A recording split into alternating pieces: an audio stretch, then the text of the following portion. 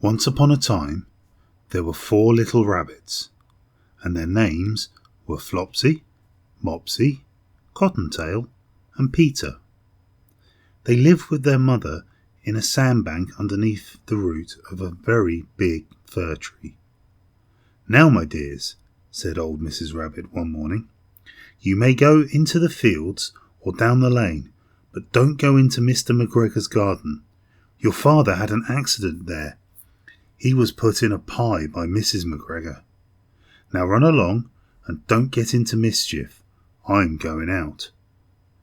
Then old Mrs. Rabbit took a basket and her umbrella and went through the woods to the baker's. She brought a loaf of brown bread and 5 currant buns. Flopsy, Mopsy, and Cottontail, who were good little bunnies, went down the lane to gather blackberries.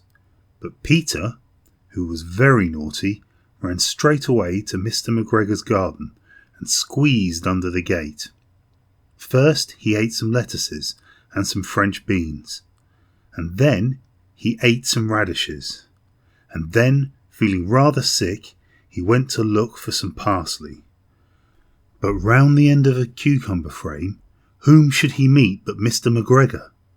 Mr. McGregor was on his hands and knees planting out young cabbages, but he jumped up and ran after Peter, waving a rake and calling out, "Stop! Thief!" Peter was most dreadfully frightened. He rushed all over the garden, for he had forgotten the way back to the gate. He lost one of his shoes among the cabbages, and the other shoe amongst the potatoes. After losing them, he ran on 4 legs and went faster, so that I think he might have got away altogether if he had not unfortunately run into a gooseberry net and got caught by the large buttons on his jacket. It was a blue jacket with brass buttons, quite new.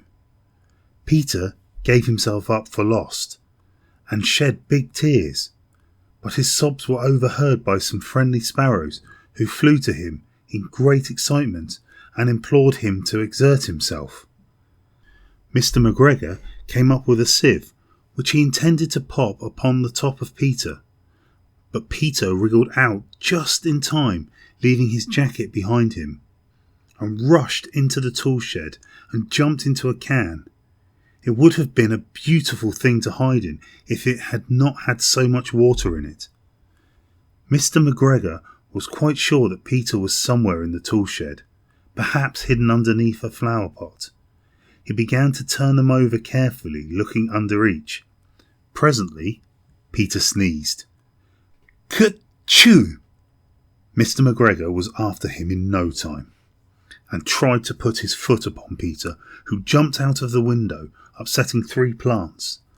The window was too small for Mr. McGregor, and he was tired of running after Peter.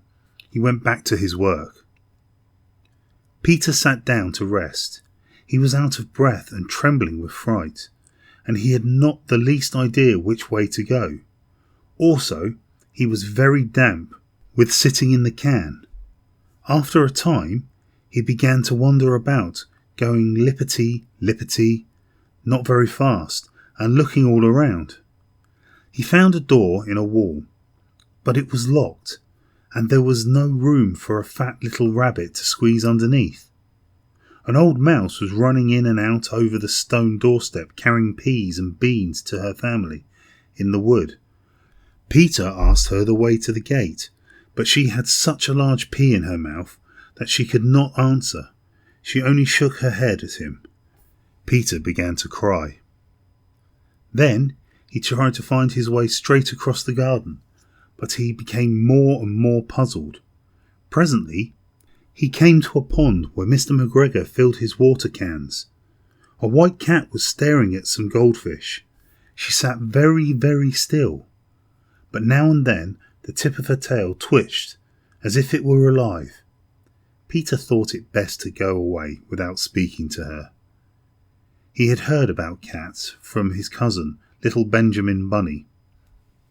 He went back towards the tool shed, but suddenly, quite close to him, he heard the noise of a hoe scritch, scratch, scratch, scritch.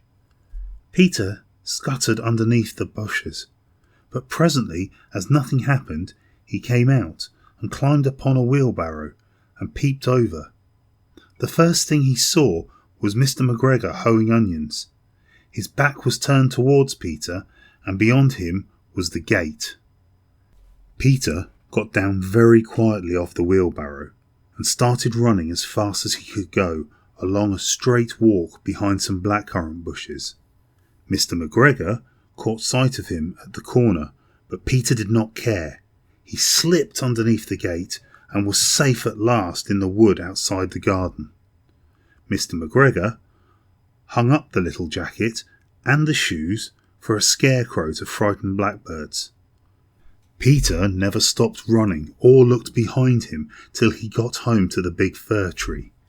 He was so tired that he flopped down upon the nice soft sand on the floor of the rabbit hole and shut his eyes. His mother was busy cooking. She wondered what he had done with his clothes. It was the second little jacket and pair of shoes that Peter had lost in a fortnight.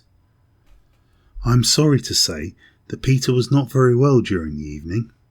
His mother put him to bed and made some chamomile tea, and she gave a dose of it to Peter, 1 tablespoonful to be taken at bedtime. But Flopsy, Mopsy and Cottontail had bread and milk and blackberries for supper. The end.